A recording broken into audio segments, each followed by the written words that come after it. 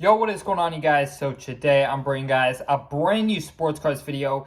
In today's video, I'm going to be talking about my journey in sports cards, how I got started, how much I got started with, what I did to build my way up to where I am today. And hopefully, I do not want this video to be any bit of me bragging or me talking about this is how, great I am at investing in sports cards. It's more so just to inspire you guys, to show you guys that it really is possible in sports cards, to build up your capital, to buy your grail cards, and to really just, keep pushing forward, because at the end of the day, this is nothing that comes easy. It's nothing that takes a short amount of time. It is definitely something that is going to be a long process for any investor, for any collector. And I just want to kind of give you guys, a breakdown of how exactly I did it. Everyone's path is different. A lot of people have made money in sports cards in so many different ways. But this is simply how I was able to invest and build my capital up. So a little backstory. I grew up in the Bay Area, San Francisco area. The San Francisco Giants, were the first real sports team that I really followed. And if you guys know anything about Bay Area sports, we've been incredibly blessed to see so many different championships across different sports, right? So the Giants won in 2010, 2012, 2014. The whole Bay Area was just, full of baseball fans. Everybody at school, everything was about baseball. And so, of course, being a big baseball fan, playing baseball, the first thing you're going to do is get into baseball cards. I think that's like a staple for any kid. I had a local card shop. Shout out to Stevens Creek Sports Cards. That was pretty much the best memories of my childhood, just going to that shop right there, saving up money. I believe my parents would give me literally a $15 a month card budget to spend. And so I would go out there, save up a couple months worth and buy a really cool card. I'd also work just random little things I would do to get a little bit of extra money to buy, small packs to just hope to pull some cards, right? I remember Target being one of the main places we'd go to buy sports cards. My brother and I would essentially just go to Target and look for whatever packs we could find within our budget that looked cool. We were mainly into baseball at that time. Baseball was really what got me started collecting San Francisco Giants players. I still have a massive collection of Buster Posey rookie cards from 2010. He was pretty much my PC at that time, Buster Posey, and then it became Hunter Pence for a little bit. So pretty much all San Francisco Giants players would be what I collected. So that was my biggest collection. And soon after that is when I got into basketball cards. I became a big basketball fan. I'd say 2010 NBA Finals was the first basketball game I ever watched. That was, of course, when Kobe won it, beat the Celtics in Game 7. So I became a big basketball fan, and I kind of gravitated towards LeBron at a younger age. So I have a few LeBron cards. I did not get any incredibly high-end LeBron cards, even though prices were quite affordable relatively at that time. But at that time, like a $15, $20 card was the max I would pretty much purchase. And so I got quite a few different random LeBron rookie cards. I had his 2003 Upper Deck rookie exclusives, some Topps base cards, Bowman. Those were pretty much Topps, Bowman were what ruled the market, and Upper Deck, of course. Upper Deck, Topps, and Bowman were the three main products at that time. And so I'd invest heavily into, or not invest, at that time it was just collecting. I'd collect a lot of Topps, Bowman, Upper Deck cards. And then, life happened. I moved out of sports cards for a little bit. I was still collecting here and there. When I'd go into a Target, I'd buy a pack or two. But I was never, I would say for a good 6 to 7 years, I was never, consistently buying sports cards and checking values and all that stuff, because that wasn't really a thing. It was kind of like I had my childhood collection, and I was just kind of satisfied with it. I think I pretty much had what I wanted. Now that is one big regret, because of course, growing up in the Bay Area, I was a big Golden State Warriors fan, and I've been watching Steph Curry since he was pretty much a rookie. I think I started watching basketball when he was in his second year. I'd go to a lot of Warriors games, and sadly, I was kind of out of sports cards and missed that. Otherwise, I would have definitely had a big Steph Curry collection. And at that time, his prices were, rock bottom.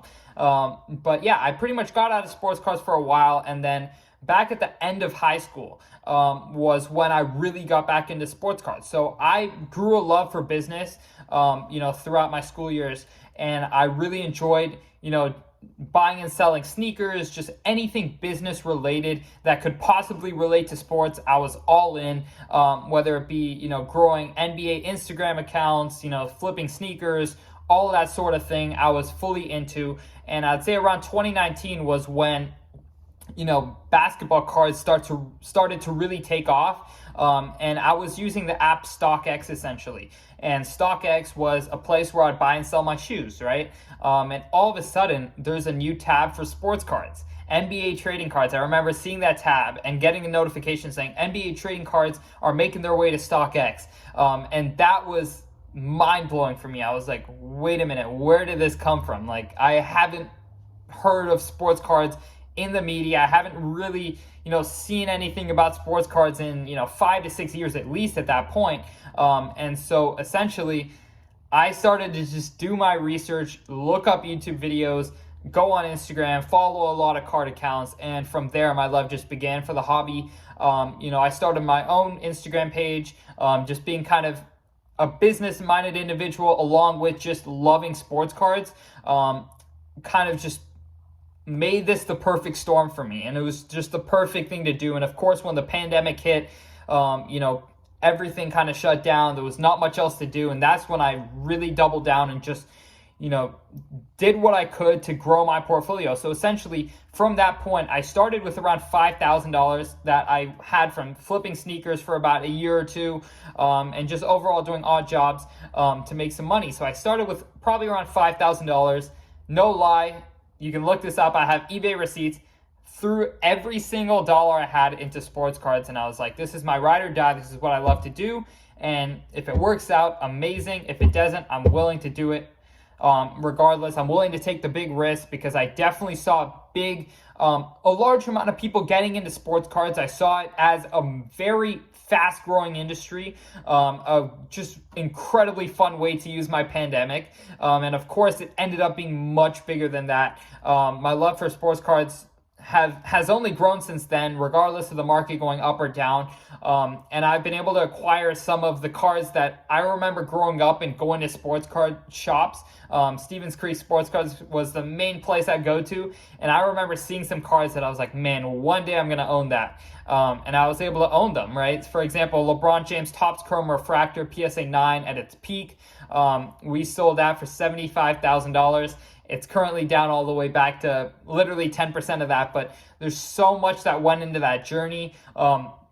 I would say when I first got into sports cards, I did feel like I came a little bit late. Of course, a lot of people at that time had got in much earlier, had been in for their whole lifetimes and never got out of sports cards. And so a lot of people had been in it early, and I kind of felt like I was a little bit late to the party. So I was just trying to flip my way up and build capital essentially, to get to the grail cards that I really wanted. And so flipping, of course, at that time, it was a lot easier to sell cards, and I would essentially just scour eBay for deals. I remember using so many different tricks.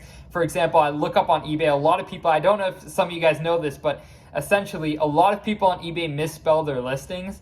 And so I would look up players and misspell their names on eBay and find cards that are kind of just underground that I'd find for way under comps, because nobody had seen the listings because they were spelled wrong. The player's name was spelled wrong. And so I'd essentially go ahead, buy those up, relist them, or sell them on Instagram. I really started to grow on Instagram, and Instagram stories became a very fast, incredible way for me to sell sports cards along with Facebook Marketplace. So I'd essentially scour eBay, buy cards. There were a few different platforms such as MySlabs that came up that I started to use. And of course, Facebook Marketplace became huge to just buy cards. I'd make so many offers, even if I thought nobody would accept my offers. I would just essentially offer what I'd be willing to pay for cards, even if I knew I'd be able to move it for 15-20% more than I'd pay. I would go ahead and buy it, flip it up, and essentially I just really began short-term investing at that point. And that kind of really brought me to the point where I had enough capital where I was willing to allocate a certain amount into long-term investment, which is where I'm at right now, which I'm very thankful to be able to do both short-term investing and long-term investing.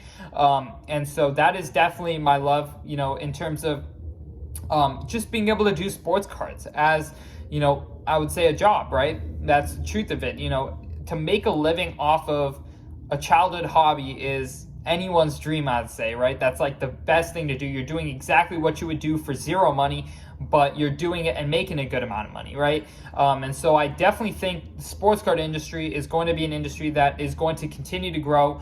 I think we're in a much different time than a lot of people point to 20 years back when it really took off and then it slowed down. But I think with social media and with the sheer amount of people that are in sports cards to this day, even though cards have really declined over the last 2 years, I think it shows a lot to the people that really love sports cards and are going to stick with it for the long term. And I think there's going to be a lot more. I think with our generation, there's a lot more people who are willing to turn away from stocks and real estate and go towards investments that they love. Alternative investments have really taken off in terms of crypto, sports cards, sneakers, whatever it is, NFTs. I know a lot of it's down right now and we're in a big hole, but at the end of the day, I think this is what our generation loves, and that's what's going to be popular in the long term.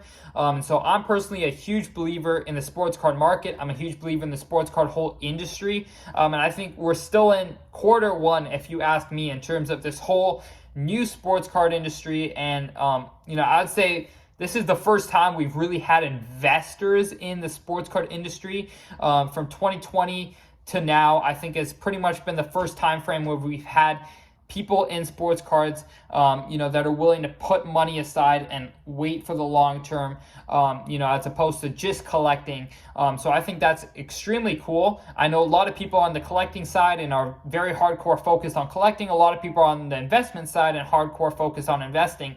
I believe they're both amazing and they're both going to do great in the long term. But yeah, really hope you guys did enjoy this video. Let me know if you guys would like a part 2 where I get a little bit more into detail. I didn't want to make this video like a 30-40 minute video, but it's kind of just an overview of my journey in sports cards and kind of how I've got to where I am today. But I really hope you guys did enjoy this video, and other than that, I'm out. Peace.